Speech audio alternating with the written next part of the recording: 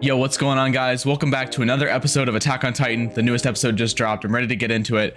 Last episode we had Eren was honestly getting pretty messed up. He was shot in the head like twice by Peak and her giant cannon. Reiner and Galliard are there. They're taking him down. He's yelling in anger. So I guess I don't know what he's gonna do, to be honest. Maybe he can jump out and form a new Titan. I don't really know what his options are besides that. Or maybe somebody will come in to save him. We know that everybody in the basement had a bit of a talk. They had a bit of figuring out what they want to do, if they want to help Eren or not. I think the general plan for them is to let him activate the rumbling, but don't let him start the euthanasia plan or the sterilization, whatever you want to call it. I just can't see the rumbling going well if it happens. And I feel like it's going to happen because, you know, the opening rumbling, it's coming, you know, it's going to happen, but I don't know how well it's going to go. I have my worries. One thing I want to add is that last week I had a really hard time getting the episode past the copyright, so I've done a few things. I've done like a horizontal flip on the actual video itself. Hopefully you guys don't mind. I want to make sure that the video and episode is as watchable as possible on my video as well, so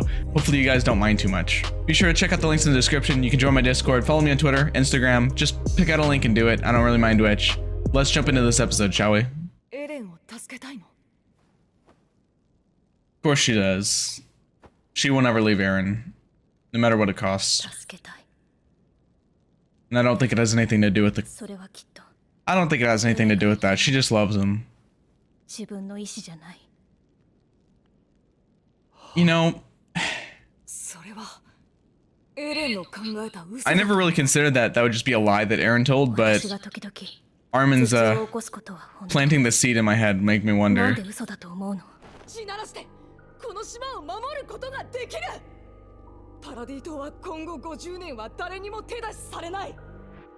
Yeah, that's the ideal situation.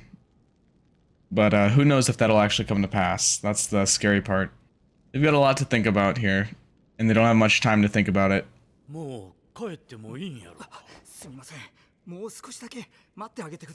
Yeah, where are you gonna go? I think you're probably safer down here than what's going on outside.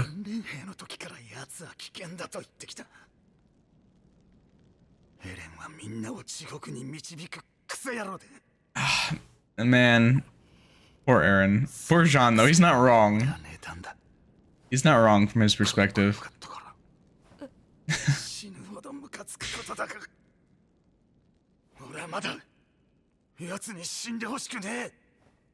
Can we just appreciate how good of a character Jean is? I know like all of them are good characters, but Jean in particular.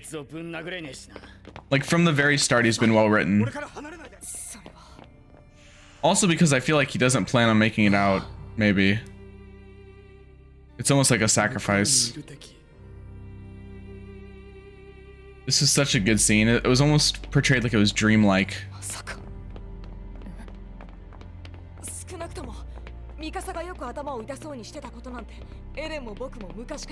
Like this 3D shot.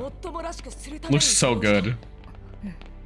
I really just get the feeling that Eren's setting himself up to die, and Armin's picking up on it too.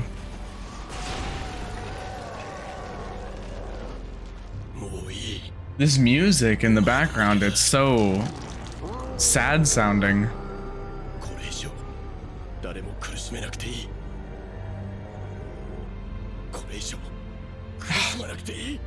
It's so beautiful how the story has just painted everyone to be in the right in some ways.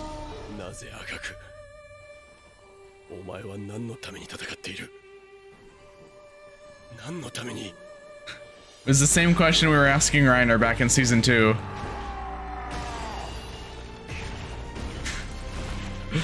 I'm sorry. I know Galliard like has his uses, but he really just gets tossed. Like every time we've seen him, he's just gotten rolled.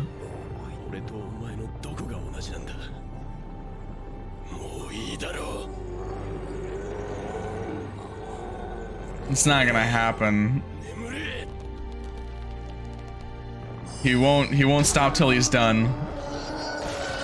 Oh.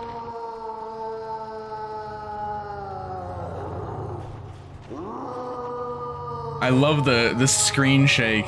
Well, I mean everything is shaking, I guess, just from his roar.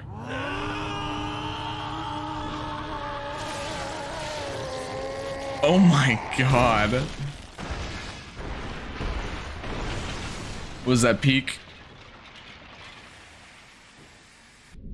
Oh no, it's Zeke. Why did Peak stop shooting? Out of ammo, maybe? The boy wonder.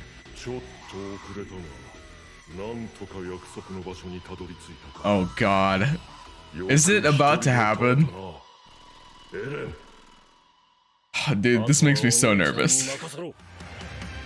Such a sick intro. I'll never skip it. Deception. Episode 77.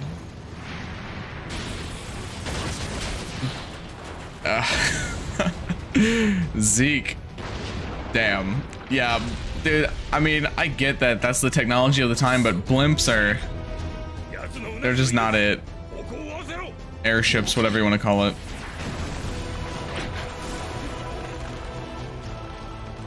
I don't want anything to happen to Magath.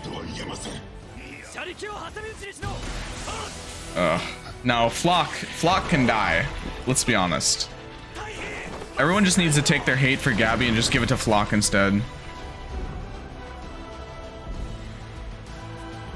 They really have improved the CG from the first part, especially on the Beast Titan. It's really noticeable.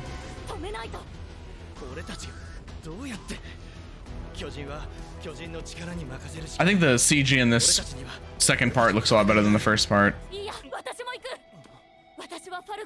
Right. Take some responsibility. Good. It's good to see this from Gabi.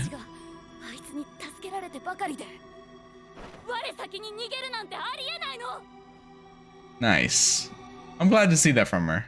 I know it's kind of a hot topic about the whole CG thing because some people are pretty divided on it. Some people get really mad if you bring up the CG. Some people get really like angry that it's not brought up. To be completely honest with you, I did think the CG in part 1 took away from it a little bit. It was a bit distracting and I didn't enjoy it that much. That being said, so far in part 2, the CG has looked really, really good. In the first episode of part 2, there was a bunch of CG used, but honestly, I didn't really notice it, or if I did, I didn't like dislike it per se. So far, I think Mappa has done a really, really good job with the CG in the second part to make it look pretty fluid. It stands out a little bit, but not nearly as much as part 1, I would say. Let me know how you guys feel about the CG so far, and in the first part. It'd be interesting to hear everyone's perspective on it. Putting all that aside, so far in the series, we've seen Gabi be pretty childish in a lot of ways. She's pretty self-centered. She's married to this idea of like self-sacrifice in order to save the country. Like, oh, just tell them I went down fighting. Which is all, I guess, pretty normal, all things considered, considering they're a country at war and that their whole purpose is to fight and be like part of the military and all that. It would be important to them that they would want to die fighting. I would say, but now we're seeing a lot more camaraderie from Gabi. She's not quite as self-sacrificial. She wants to save Falco for the sake of saving him, just because he's saved her so many times. He's put himself aside in order to help her so many times that I think it's finally starting to wear off on her. And thank God. Because while I enjoy Gabi as a character, she definitely has her flaws to her, but it does seem like she's wising up a little bit and wising up to the whole war and seeing how war and being a hero and all that isn't this amazing great thing. It's more about protecting the people you care about. I mean, if you really think about it, it's really impressive how in like just over half a season now, how much she's changed from the first episode we met her to now.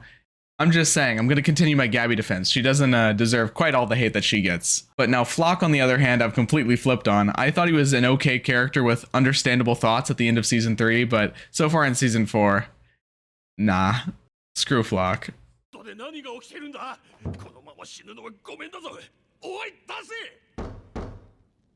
Like I said, I feel like they're safer in the basement of this place than in any of the buildings outside. Titans getting thrown through them and all. Aw. Poor guy.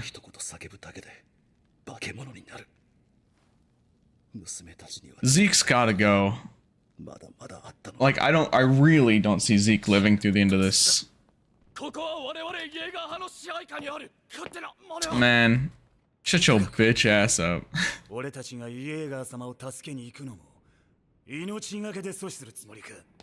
It reminds me of how they used to compare the difference of the new scouts to the seasoned vets. Just shows it once again.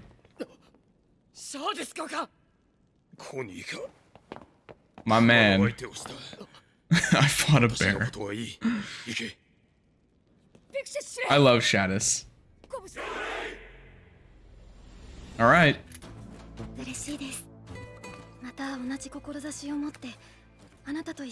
Oh, this girl, the one that she saved?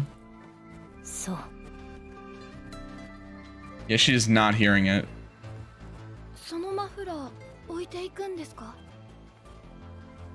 Ooh. Will she? It's pretty symbolic. She's leaving behind her bond, maybe you could say, in order to go do what needs to be done. The whole squad moving straight into the light. Up the stairway. Oh, this shot. This is such a cool shot. This is in the trailer. How's Yelena gonna feel about all of this? Yelena, whatever.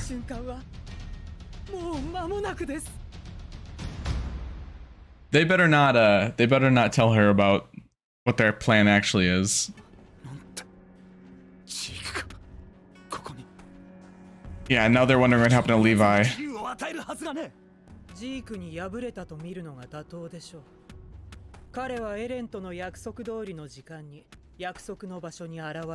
Ugh. That's gotta be... Yeah. You know, if Levi fails, you're in trouble.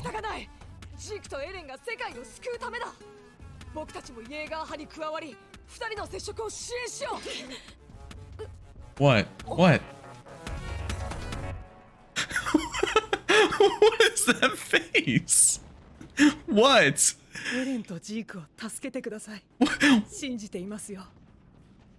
That was like Looney Tunes. What was that? Why'd she flip like that? Does she not? I feel like she doesn't trust him, obviously, but I don't know.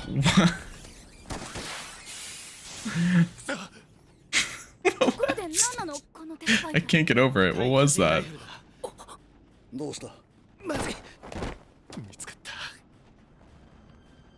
It's okay. Play it off. I like how, I believe his name is Niall. We've seen a lot of growth through him as well.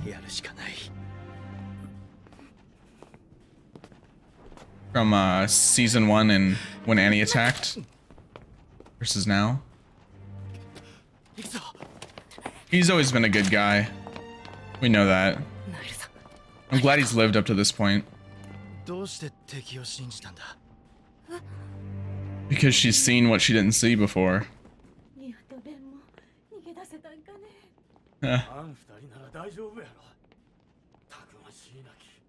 She's hearing that they still care about her, even though, you know, everything that's happened.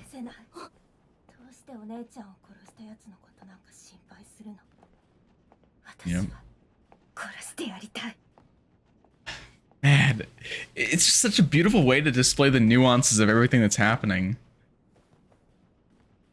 It's almost like a direct like dialogue of Gabi's inner conflict. She's yes, Gabi, yes.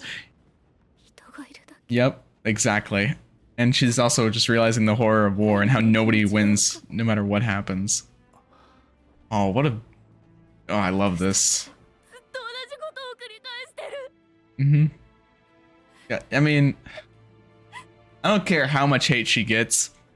This is the most satisfying thing to hear from her. Oh no. Wait, this is a big reveal.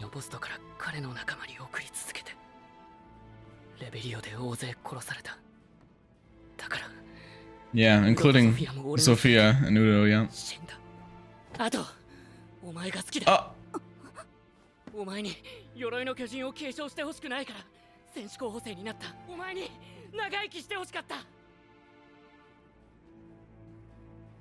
Okay. I mean, speak your piece, Falco. You're like, what? Yeah. You're like, right now?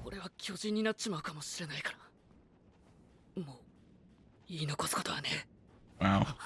And there's your reason to fight.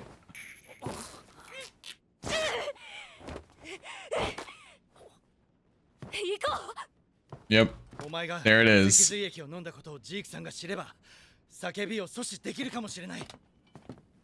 I don't, that's wishful thinking. Probably Zeke would still do it anyway, but wow, what an awesome scene that was. There is so much I want to break down from that scene. I'm not gonna do it because that would take way too long. I'll be talking here for 10 minutes or more, but yeah, just a little bit about it. Ever since coming to this island, Gabi has had this slow and profound realization that not everybody on the island is a devil, but at the same time, as you hear both the family of Sasha walking past as well as the girl that tried to kill Gabi, you hear both sides, both nuances of this entire thing, basically, where there are people out there that genuinely care, but there will always be people that just want revenge. People are not so evenly good or evenly bad. Falco, if anything, is a really, really bizarre, strange exception to the rule. Falco is just like one of the most pure, good-hearted people, but it is not realistic to expect everybody, especially a kid, to have that sort of like pure good nature to them.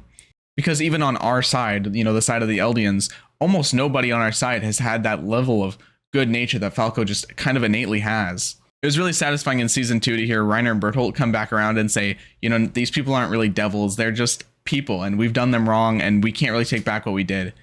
It was satisfying to hear even Eren go over to Marley and realize that the people on Marley, well, most of them are not devils, most of them are not evil, they don't want to do what they're doing. But I think it's even more satisfying for Gabi, someone who is driven with such pure hatred, pure rage. She threw away her own life, willing to sacrifice herself even to take out just a couple Eldian soldiers. For her to come around and say all this in such an incredibly short period of time is just so good. It's just so good. It's just so nice to hear.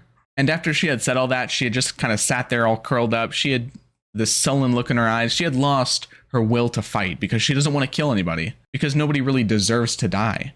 But that's when my boy Falco comes in. He professes his feelings in such a nice way, not too complicated, straight to the point, and with good reason, mind you. And, you know, I guess now is as good a time as any. And it kind of relights the fire in Gabi. She realizes that now she has a reason to fight, even if she doesn't want to kill. She has an objective. She can still do good. She doesn't have to sit by and watch all this go down.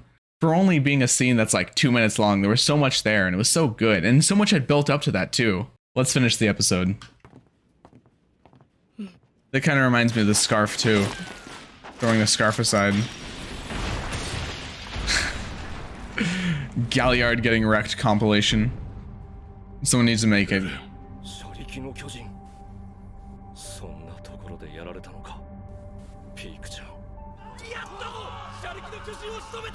Nah, no way. Wait. No way. Yeah. No chance. Should have got him first. Nice.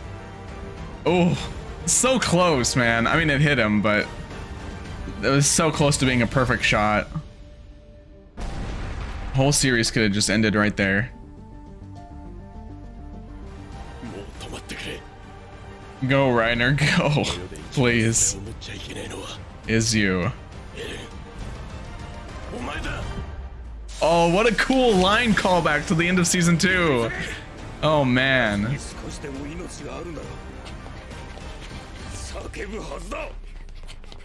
Oh, man. Oh, God. Oh, the tension, the build-up, the cliffhanger. Oh, of course. Another really solid episode. Such good dialogue between the characters. I love the callbacks. There's so many callbacks in this episode, especially to season 2 with Reiner. I can't believe they used the same line word for word. Reiner said the exact same line word for word that he did in episode 12 of season 2. And I guess it remains true. The worst person that could possibly have the coordinates power would be Eren. I would say I actually like this episode significantly more than the first one. Leave a like on the video. Let me know what you thought of the episode, and I'll see you guys next week. Later.